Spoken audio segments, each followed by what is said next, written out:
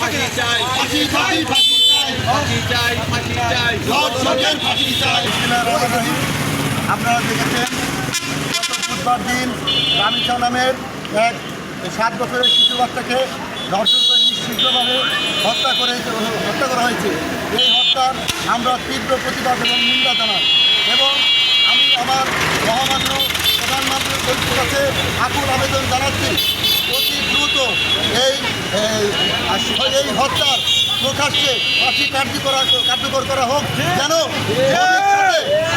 ভবিষ্যতে রামিসার মতন আর কোনো শিশু নারী নির্যাতিত না হয়। স্বাধীন বাংলায় এভাবে 7 বছর বাচ্চা ধর্ষণ হওয়া এবং তাকে নির্মমভাবে হত্যা করা নিন্দা জানাই। আমরা রাষ্ট্রের কাছে একটি কথাই জানাতে চাই, এই বিচারটা অতি দ্রুত গতিতে জানি হয় এবং জনমুখে সবার সামনে অতি দ্রুত গতিতে তাকে মৃত্যুদণ্ড দেওয়া হোক। রামিসা হত্যাকাণ্ড